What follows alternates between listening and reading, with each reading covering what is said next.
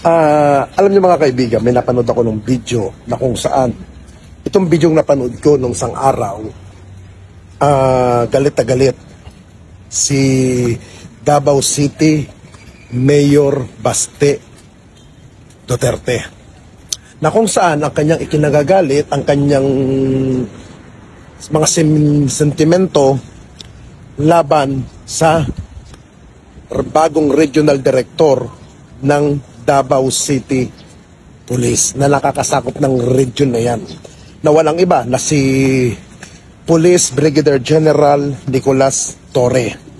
First of all, si General Torre ay kakilala ko po personal. Nakita ko naman ang kanyang leadership dyan sa dating pinamumunuan niya sa Quezon City Police District or QCPD bilang District Director. Yung kanyang pamumuno doon na kung saan meron siyang programa na kailangan sa loob ng 3 minutes makaresponse ang mga kapulisan ng QCPD sa pangangailangan ng mga crime or yung mga police assistant ng mga kababayan natin dyan sa Quezon City. Bottom line, ano yung 3-minute response? I've done this in Quezon City.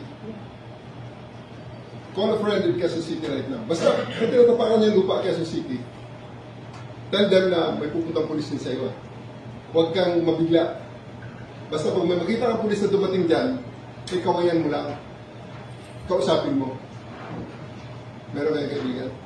Anak nyo, kasama yung reporter, kakilala nyo, baka meron, tawagan nyo. And then pag okay na sa kanya, tell me the name, tell me the address, start the time, ang mukha niya makikita niyo dyan live, kakausapin natin siya. In 3 minutes. Yan ang 3-minute response. Ayaw ni Mayor na dali ko sa Davao yan. Yan, nag-meeting lang Mayor. Ganyan ang mangyayari sa sunod. Pag tumayo ka sa lupa ng Davao, at nag-dial ka ng 911, at pag sinabi ng 911 na, opo, darating po kami dyan, sandali lang, pakiantay ang pulis. Dapat 3 minuto, andun ang pulis. Ba't ayaw ni Mayor na ganyan? Mali ang nakarating na informasyon kay Mayor, most probably. May mga tao hindi alam na dumating na ang tao sa... Nakarating na ang tao sa buwan. Hindi alam ng mga tao rito. Yun ang kanyang programa. Ngayon, na-transfer siya sa Krame, tapos ngayon, na-transfer siya ngayon dyan sa Davao Region. Ngayon, siyempre, bilang isang regional director, pag alam niya na hindi magandang ginagawa ng kanyang mga tauhan sa ground or meron siya nakikitang irregularidad, tungkulin niya na i-relieve ang kanyang mga tauhan na naabutan doon. Nang dumating ako, hindi gumagana yan ha. Nang dumating ako, hindi gumagana yan. Matagal nang ginastusan ng PNP yan. It's worth 10 million. Meron din 10 million doon sa Davao City. Meron din 10 million sa Mati. It's only me na nagpaandar yan. Me. I'll take the cadence at sasabihin kong kayabangan yan. Sabihin yung kayabangan. But it's me na nagpaandar yan. Especially sa Davao City. Sa Davao City, January pa na turnover. Pero ayaw gamitin ng mga pulis na mga pinagtatatanggal ko. Kasi, well, dagdag trabaho eh. Masaya na sila at naniwala na sila ang magaling. Kaya tinanggal ko sila dahil wala na sila matutunong bago. Di ba? Nagpa-meeting ako ng 5 o'clock in the morning. Gusto pa akong ireklamo sa media. Why? Hindi ba pwede na ang pulis nagtatrabaho ng hating gabi? Akala mo ba, pinagmamayabang dito. May nakita ko mga Facebook post nila na habang kayo ay tulog, kami ay gising. Bakit na simple lang, galit na kayo? Anong klase na official yun? At obligasyon niya rin na maglagay ng mga tauhan na hindi na kailangan dinadaan sa mayor, gobernor. Siya po ay may power na maglagay ng mga taong alam niyang makakatulong, agapay niya para sa kanyang mga programa laban sa criminality. Ngayon, tinanggal niya po ang mga kapulisan na mga naka-assign or nirelieve niya yung mga kapulisan po dyan sa Davao, na kung saan galit na galit itong si Davao City Mayor Baste Duterte. paon yung tawhanan, kita sa paon yung nakunin. Pag mo pala paon yung nakunin po. Na bakit daw nirelieve, bakit siya nagpapalitan, na para bang datingan, wala sa kanyang abiso ang regional director na si General Torre. Una po sa lahat, sabi ko nga kanina, hindi obligasyon ng isang police general at isang police regional director na magpasabi sa isang elected official dyan sa Davao o sa isang region na, Mayor, papalitan ko po yung mga bata nyo dyan. Papalitan ko yung mga pulis nyo na nakalagay dyan. Hindi niya obligasyon yan. At yun ay may power. At yun naman ay nasa batas. Una, ang Davao City, alam natin, balita sa atin, pinangangalandakan ng mga Duterte na ang Davao City, number 2 sa tinatawag na Peace City or Safe City sa buong rehiyon ng Asia sa bansa. Ngayon, ang nakakatawa rito, kung talagang safe city ang Davao, bakit nagagalit si Mayor Baste kay General Torre? Na kung saan, nakalkal niya, may nakita siyang regulidad sa mga tinatawag na mga fake blatter. Na kung saan, ang sinasabi nga ni General Torre, ang mga ibinabalita at mga ibinablatter lamang, yung mga maliliit na crime. Yun ay ayon kay General Torre, sa madaling salita, dinodoktor ang mga pangyayari dyan sa Davao.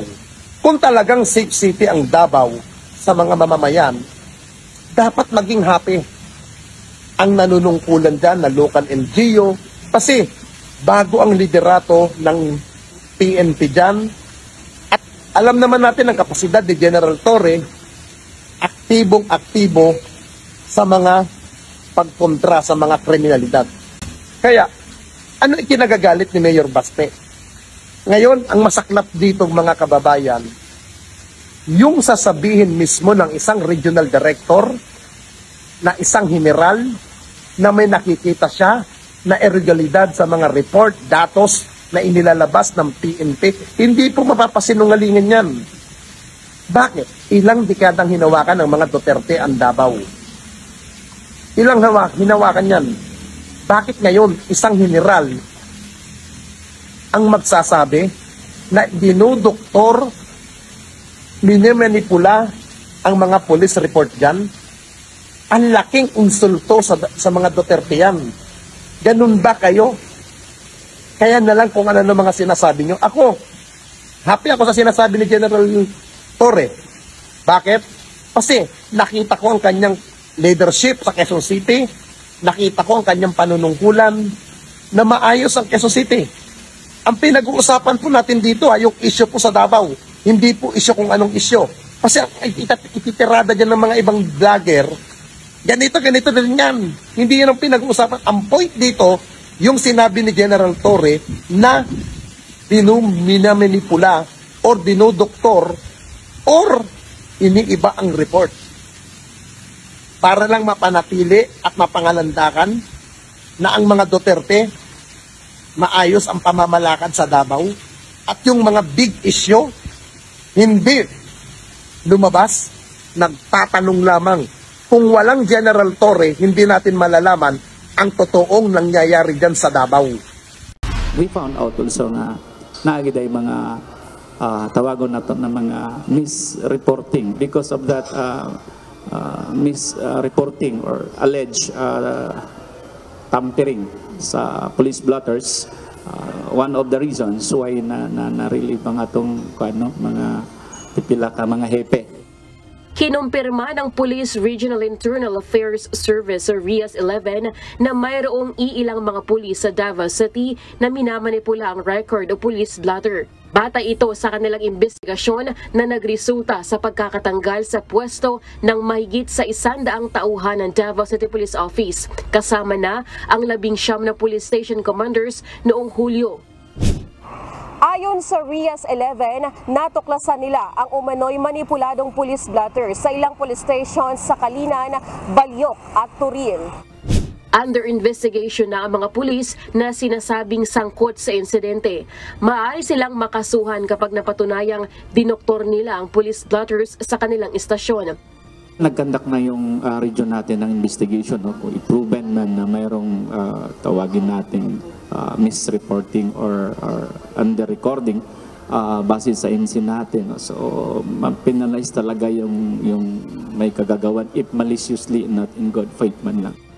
Ang misreporting ng blotter report ay maaaring makaapekto sa ulat hinggil sa tunay na antas ng krimen sa isang lugar. Sa record ng Davao City Police Office, nabawasan umano ang crime rate sa lungsod mula Enero hanggang Hunyo ngayong taon. Mula 178 cases noong nakaraang taon, bumaba ito sa 128 sa kaparehong panahon ngayong 2024. Kabilang dito ang mga kaso ng rape, murder, pagnanakaw, physical injuries at homicide. Ngunit duda rito ang bagong Police Regional Office 11 Regional Director na si Police Brigadier General Nicolas Torre III at sinabing tila nagkaroon ng dagdag bawas sa crime statistics kaya umano lumalabas na mababa ang crime rate sa Davao City.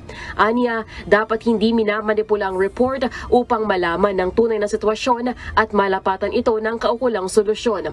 Samantala, tiniyak naman ng Davao City Police Office na maigpit nilang imo-monitor at muling isa sa ilalim sa seminar and desk officers ng bawat police stations. Kailangan natin monitor kung sakto ba ilang i-entry dito and then the remarks. Kaya di hamanggod ta nagka-problema sa remarks sa giingon ni sir nga for record purposes kay basin nag-base ng puta sa gusto sa complainant. Irregularidad sa Davao Police Blotter. Kilala ang Davao City sa isa sa pinaka-safe at seguridad sa city sa ating bansa. Maging buong rehiyon ng buong Southern Asia. Kinilala sila as the second safe city in the entire Southern East Asia.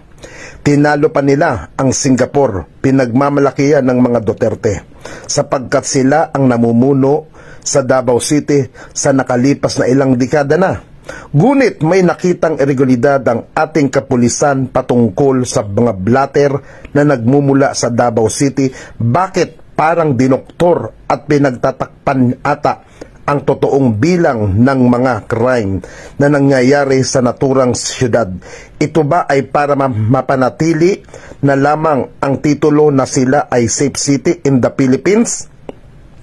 Ayon sa ulat ni Davao Police Regional Director Police Brigadier General Nicolas Torre, nadiskubre nila na may mga hindi tugmang report sa kanilang electronic database sa naturang rehiyon.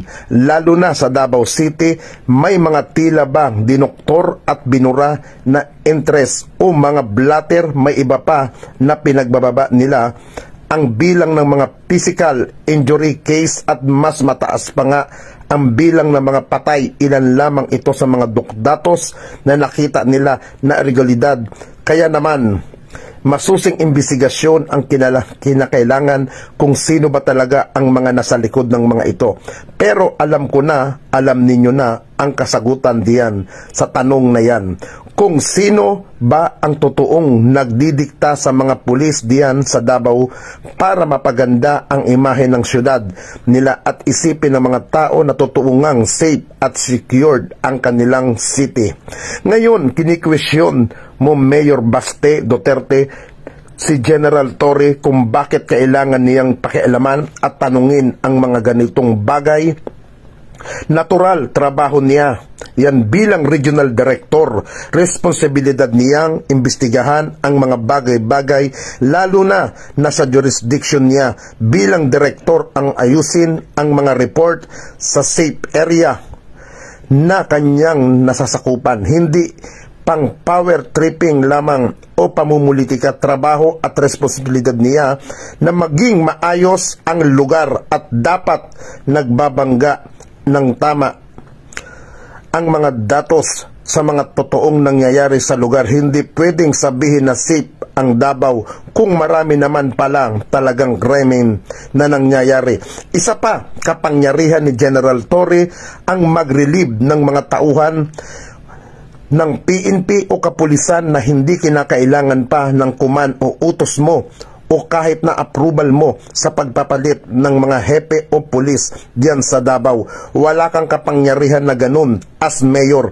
Ang kapangyarihan na yan ay nasa PNP, kaya kung sino man ang destino o italaga dyan sa Davao na hepe ay wala ka ng pakialam pa. Malaki kasi ang takot mo na hindi mo mamanipula o utusan ang mga bagong pulis para sa pangsariling interes ng pamilya ninyo. Kung tingin mo na kayang-kaya ninyong manipulahin palagi ang mga pulis, ay hindi mangyayari. Nabanggit na ni General Torre na kahit nga nagpalit na sila noon ng mga tao diyan sa Davao, ay nakakita pa din sila ng mga regulidad sa mga report ngayon. Kung kinakailangan na palitan buwan-buwan ang mga hepe at pulis diyan sa lugar mo, ay dapat ngang lang siguro gawin ng Davao Police Regional Office. Ito'y nararapat lamang upang ipakita ang taong bayan ang katotohanan sa likod ng mga fake police report and blatter na nagmumula sa Davao. Hindi ka dapat gumagaw-ngaw at umiiyak sa media tungkol sa ginagawang investigasyon na ito. Kung wala ka naman tinatago, hindi mo namin dapat kailangan pikihin pa ang mga report kung totoong safe ang Davao, dahil kung totoong epektibo nga na mga leader ang Duterte, kusang susunod sa peace and order ang mga tao sa syudad ninyo. Hindi ba't kilala at sanay naman kayo sa style ng pamumuno na tinatakot ninyo ang mga tao, o bakit kailangan niyo pang pikiin ang mga report diyan na lang questionable na kayo? Hindi kayo 100%, kaya pasunurin at disiplinahin ang mga nasasakupan nyo. Huwag puro salita lang, dapat totoong may gawa, at yan ang ipapakita ninyo. Ngayon ni General Torre ang linisin ang mga anomalya sa Davao Police at ilabas ang katotohanan sa lahat ng mga kasinungalingan ng pamilya ninyo. Ako, nagpapasalamat ako kay General Torre kasi kung hindi dahil sa kanya, kasi kabilang din ako doon sa nabulag na napaniwala na ang Davao City ay isang peace city, safe city, ika nga. Ako'y napaniwala din dyan. Pero ngayon, napagtanto ko, gaano nga ba talaga katotoo na ang Davao ay safe city na tinatawag. Kung hindi po tayo nagkakamali nung nakaraan, may nabalita na mag-asawa napatay dyan sa Davao, na taga Maynila ata yun, o taga isang probinsya rin na Visayas o galing Maynila, na kung saan napatay dyan sa hotel sa Davao. Ngayon, yan ba ang safe city? Alam natin mga kaibigan na ang crime, hindi natin alam kung kailan mangyayari. Gagawa ang mga kriminal, hindi natin alam, hindi naman magsasabi yan. O gagawa kami ng ganitong crime, gagawa kami ng ganitong gulo. Walang sinasabi ang mga ganyang grupo. Bigla-biglang umaatake yan nang hindi mo namamalayan. Parang magnanakaw lang yan na magnanakaw sila nang hindi nalalaman natin kung anong araw, anong takda, anong panahon para hindi tayo makapag-prepare. Now, sino ba ang ayaw? Sino bang hindi may gusto na mapabilang ang ating bansa sa isang syudad dito sa buong Pilipinas na mapasama na maging safe city? I think walang ayaw ng may ganun. Lahat tayo gusto natin. At proud tayo bilang Pilipino na mapabilang doon. Pero kung ang sinasabing safe city ay puro dinoktor at pinipiki ang balit, ang ulat sa police blatter, hindi po nakaka-proud ang ganyan. Nakakahiya, nakakasuklam at kahihiyan ng Pilipino. Ang gusto natin makatotohanan na ulat, makatotohanan na report. Kaya, kung hindi dahil kay General Torre, hindi natin malalaman ang katotohanan. Sana, suggest ko at request ko kay General Torre, sana yung mga sinasabi doon sa kanyang sinabi na mukhang minamanipula, sana sir, kasuhan nyo, panagutin nyo, dahil kahihiyan ang ginagawa ng sino man pulis ang gumagawa ng pangdodoktor or minamanipula ang totoong nangyayari sa kanilang kanilang responsibility na iulat yan sa mamamayan. Kaya, keep up the good work kay General Torre dahil na-booking niya yan. At higit sa lahat, naniniwala ko, marami pang makukuhang impormasyon si General Torre dyan at marami siyang magagawa dyan sa lungsod ng Davao at sa iba pang nasasakupan niyang lugar sa kanyang region na sasakupan dahil alam ko naman kung gaano ang kapasidad, kahusay, kagaling ng leadership ni General Nicolas Torre. Kaya sir, huwag kang magpadala sa mga audio kung ano-anong mga negatibo. Agin sa'yo, nakasuporta kami at ako po'y naniniwala sa iyong kakayahan. You're the good officer man, gentleman at napakahusay nyo po manungkulan bilang isang men in uniform officer. Ito pa guys, mapapanood nyo sa video na kung saan ang sinasabi ni Mayor Baste kay General Nicolas Torre, sasampalin niya daw ang magiting na police officer. Yan ba ang isang public official na kung saan si General Torre certified na ginawa niya yung 3 minutes response sa Quezon City. Lahat ng mga tawag, hindi na, alam niyo mga kababayan, sa buong Quezon City, nung panahon ni General Torre, mayroon siyang programa na sinabi ko nga kanina na hindi 3 minutes lang yun. Doon sa 3 minutes, hindi mo nyo na po kailangan pumunta sa istasyon ng pulis. Hindi nyo na kailangan puntahan ng isang uniformadong pulis. Iti-text mo lang, in 3 minutes, darating ang QCPD. Kahit po doon sa mga accident, 3 minutes, may response. At yan po ay nagawa ni General Torre nung siya'y nanunungkulan bilang Quezon City Police District. Ngayon, mas hamak kung nagawa niya sa Quezon City, I believe magagawa niya rin po yan sa lungsod ng Davao para mapanatili ang kaligtasan, mapanatili ang peaceful at mawalan ang crime. Alam natin mga kadidigan, ang crime po hindi mawawala yan. Part po yan ng buhay natin yung mga crime na nangyayari sa paligid natin. Part po yan yung kaguluhan, criminality, part po yan sa buhay natin. Parte po yan ng buhay. Pero hanggat maaari, kung kayang solusyonan ng kapulisan at ginagawa naman, bakit tayo magagalit? Bakit magagalit si Mayor Baste sa magandang gustong mangyari ng isang leadership sa katauhan ni General Torre? On the criminal law books naman, it can be a basis for perjury. Kaya nga, if you call me a liar and you have the basis for it, sabi ko abogado tatay niya tanong niya, pailan niya ako ng kaso. Nagawa niya sa Quezon City. Bakit Mayor Baste? Ano ikinakatakot mo sa 3 minutes program? Tandaan niyo po, Mayor Baste, nung panahon ng tatay niyo, na si dating Pangulong Duterte, tinanggalan ng mga mayor ng police power. Maswerte nga kayo, hindi kayo tinatanggalan. Maswerte nga kayo. Kung ano-anong pinagkukuda mo laban sa administrasyon na to, hindi ka pinapatulan ng gobyerno ni Pangulong Marcos. Pinababayaan ka. Halos kung ano ng mga masasakit na salitang ginawa mo. Di ba? May narinig ka ba sa Malacanang? Wala. Ikaw ang putak ng putak. Gampanan mo ang trabaho mo, gagampanan ang trabaho ni General Torre ang kanyang tungkulin at ang kanyang misyon dyan sa Davao. Wala kang pakialam. Magpasalamat ka na may isang Torre na general na handang maglingkod dyan sa lugar nyo. At yan naman ay kanyang trabaho. Ngayon, Mayor, may masasagasaan ba si General Torre sa iyong trabaho bilang Mayor? Isa na lang ito, nasagasaan na lang kayo Yung sinabi ni General Torre, nakaduda-duda ang mga police report na ginawa ninyo. Panoodin niyo po ito mga kababayan.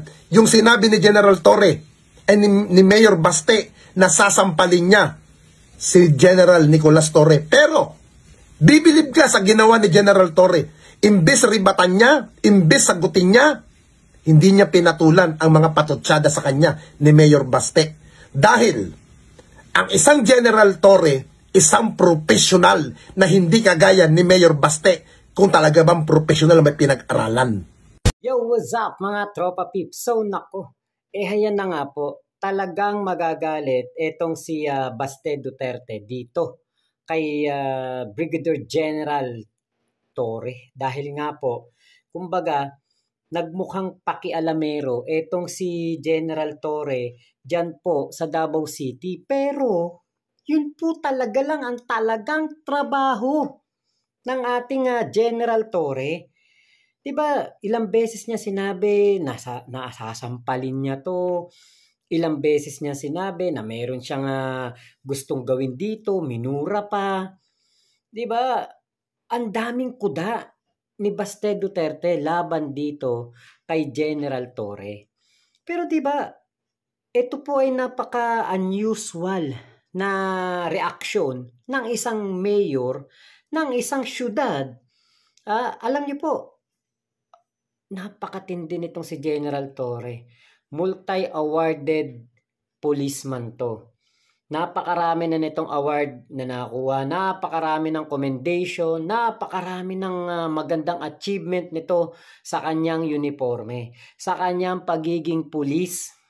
Dapat nga 'di ba matuwa si Mayor Baste dahil nagkaroon ng Davao City at ang PRO 11 ng isang regional director na talaga pong nagtatrabaho, professional na pulis.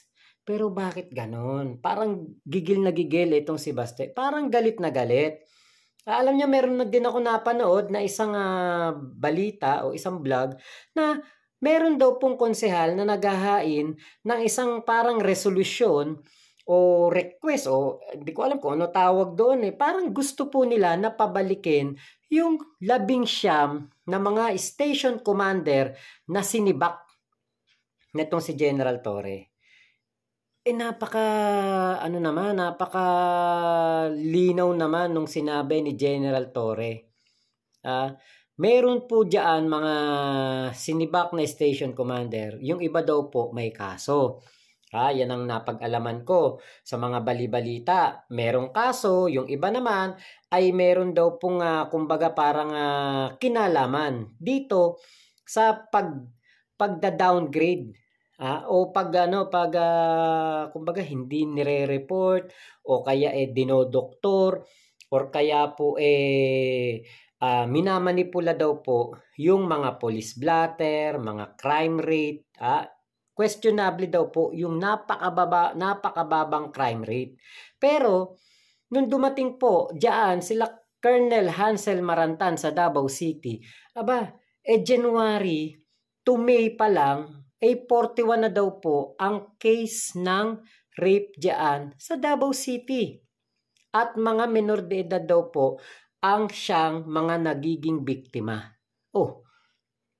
Bakit po yan hindi natin napag-alaman? Hindi po yan sinisiwalat o hindi po yan sinasabi o binabalita ng mainstream media. Lalo na ang SMNI, diyan sila nakabase sa Davao. Bakit hindi nila binabalita yan? Napakadelikado po niyan.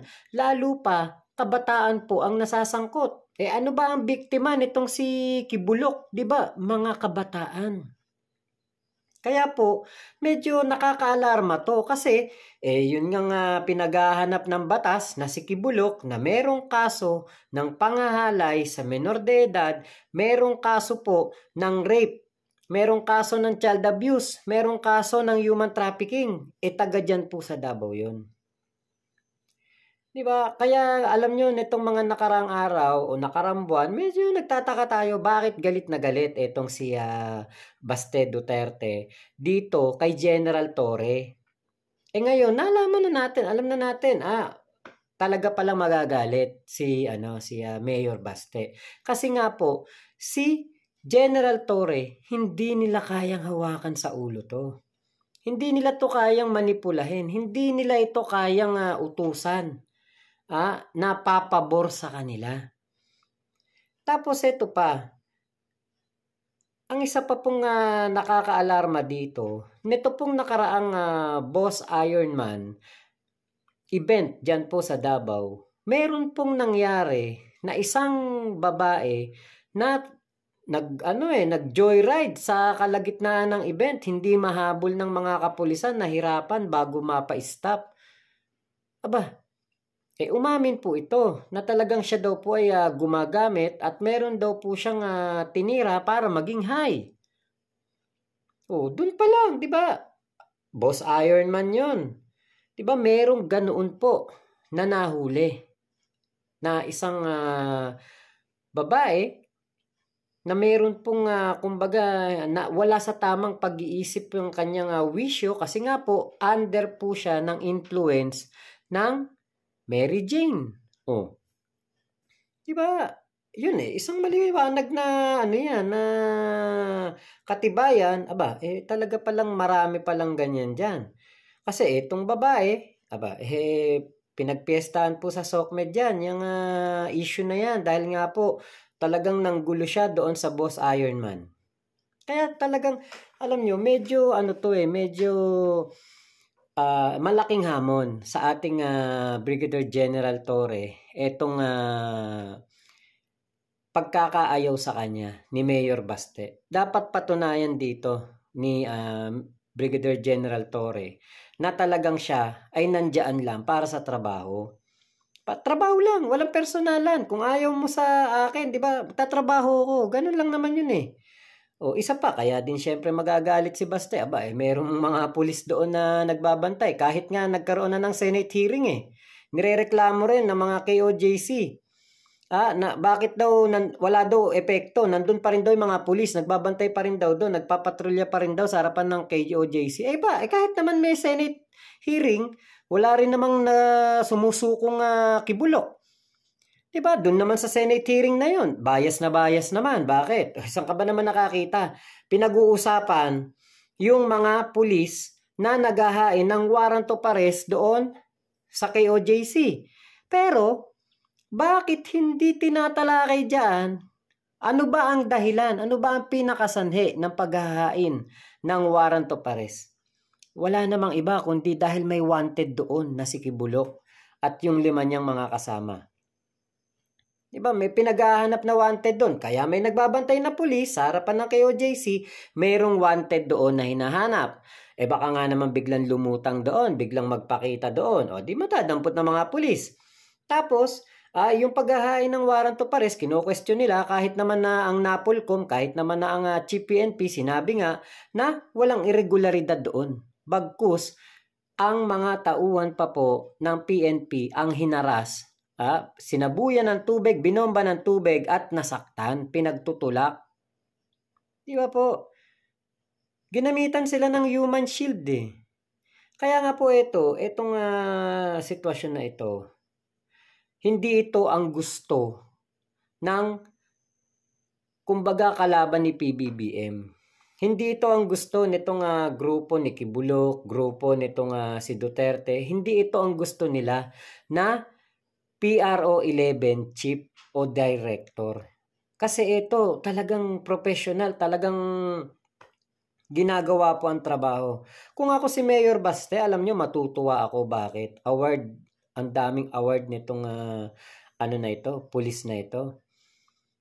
Napakaganda ginawa nito sa Quezon City. Hindi matatawaran ang kakayahan nito. Hindi matatawaran ang galing nitong pulis na to. Buhay na saksi diyan po sa nagagawang kabutihan, nagagawang napakagandang pagseserbisyo sa bayan nitong si General Torre, si Kuya Nino Barsaga. Buhay na saksi yan. Nakita niya yan sa NCRPO. Nakita niya yan sa Quezon City. Nitong kasagsagan nga ng merong dating pulis na nanutok ng barel sa isang siklista. Alam nyo, nag-resign ka agad yan. Nagkaroon lang ng konting issue, nag-resign yan. Bakit? Ayaw niya na madungisan ang kanyang pangalan at ma-involve doon sa dating pulis na yon. Dito, sa Davao City, kararating pa lang niya. Pinagmumura na ng mayor. Sasampalin daw ng mayor.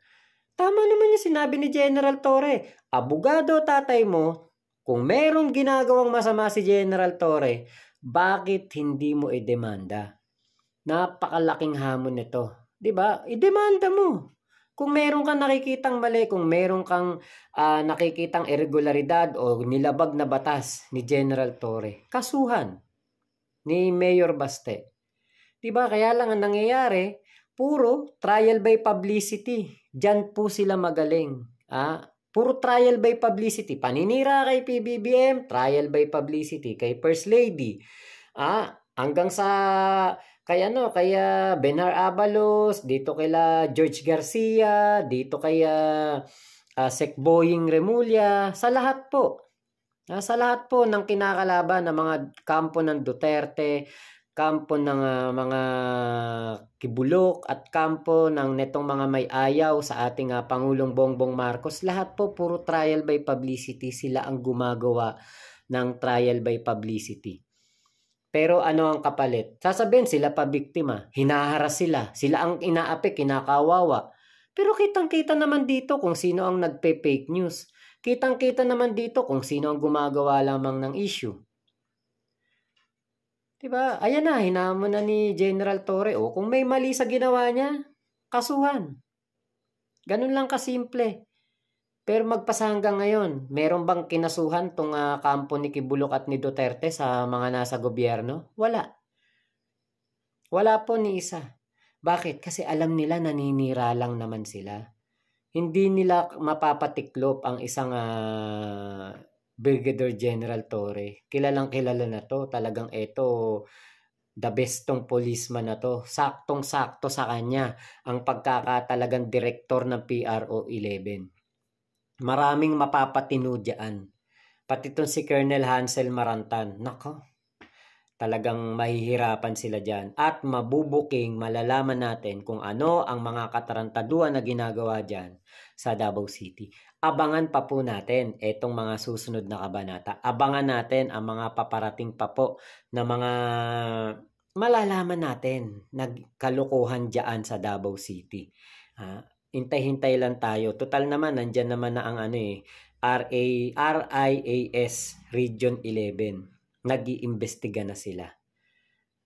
Malalaman na natin yan kung ano ang totoo dyan. Kung bakit pinaglalaban yung 19 Station Commander. Kung bakit ayaw nila kay General Torre at kay Colonel Hansel Marantan.